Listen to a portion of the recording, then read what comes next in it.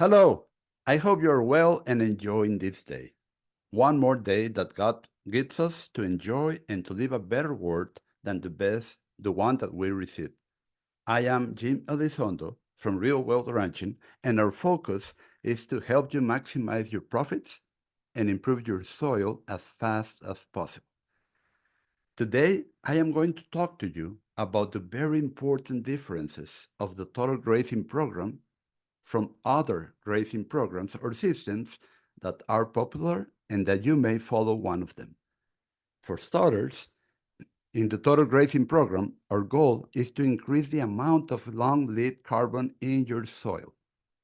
The long-lived carbon that lasts up to 100 years and determines your soil true fertility. You may say, that is also what other programs are looking for, and although it is true that they say that, they lack the knowledge of how this slow cycle carbon is created in your soil. You see, until around 9 years ago, this was not known how this slow cycle, long-lived or carbon is created in your soil. It was believed that it came from crop residues, manure, and litter that remains in your soil after grazing. We now know that will only create short-lived carbon, which lasts a few months to a few years, and only contributes approximately 10% to the long-lived carbon pool in your soil. Now, what about the other 90%? Well, did you know that the leaf to stem ratio in your grasses or forages determines how much long-lived carbon you capture per acre per year? And more importantly, did you know that when you defer pastures to have standing hay for the dry or cold season, that's when you can capture more long-lived carbon in your soils, the other 90%? Well, since under the total grazing program, we strive to defer grass as standing hay on approximately half of your farm each year, we achieve the greatest possible capture of this long cycle carbon because we alternate the deferred pastures or paddocks each year. Second, we do non-selective grazing only on adequately recovered pastures all year round.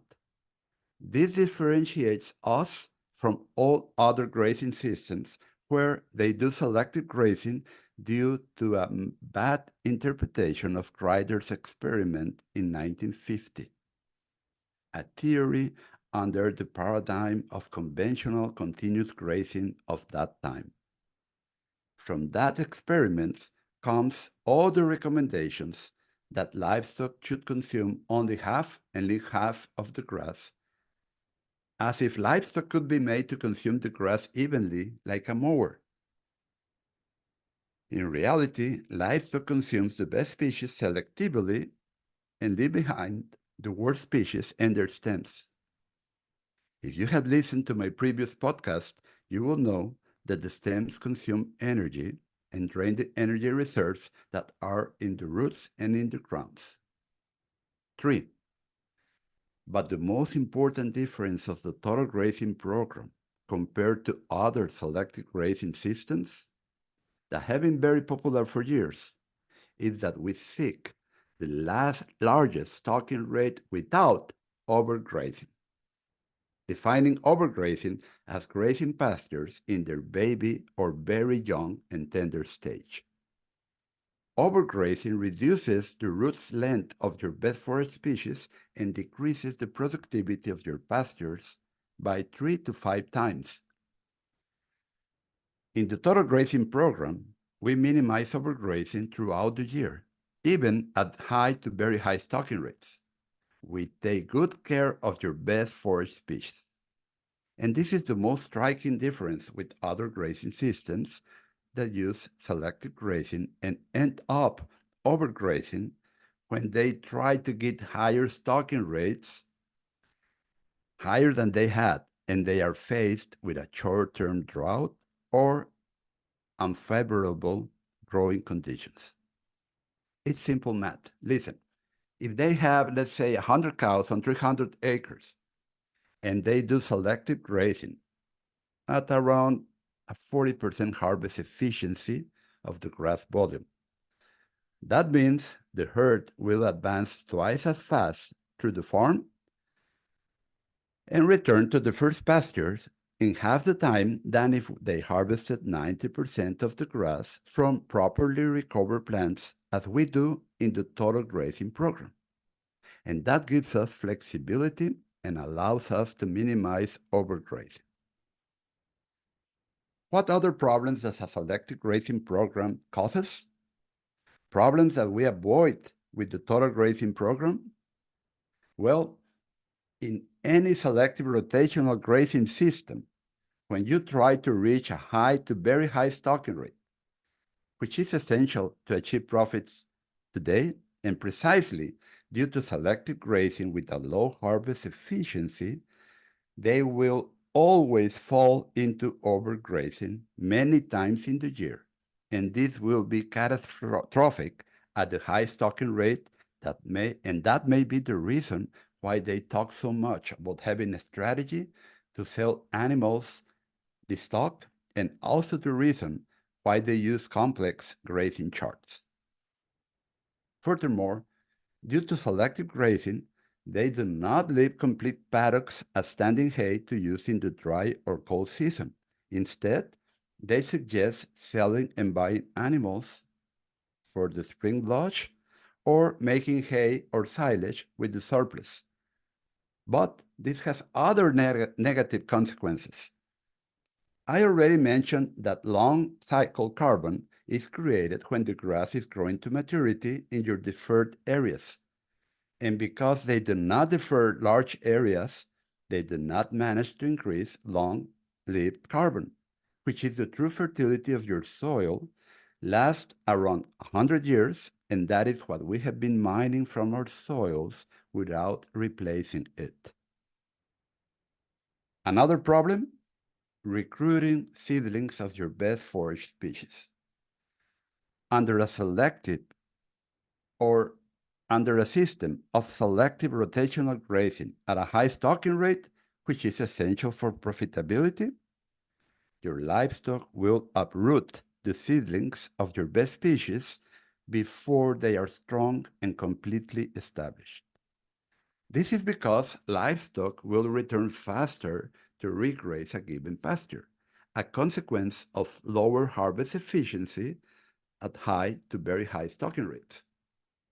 However, in the total grazing program, we defer entire pastures where the seedlings have the opportunity to establish themselves without livestock uprooting them.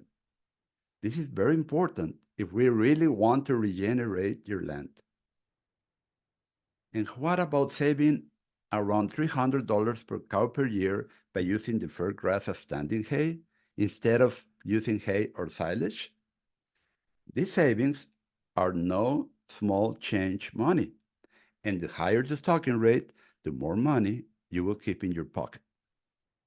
Recap and conclusion. Advantages of the total grazing program over any selective rotational grazing system, no matter the names that have been given to it lately, are here. Number one, faster and lifelong increases in long-lived carbon in your soils. This is the true fertility of your soil.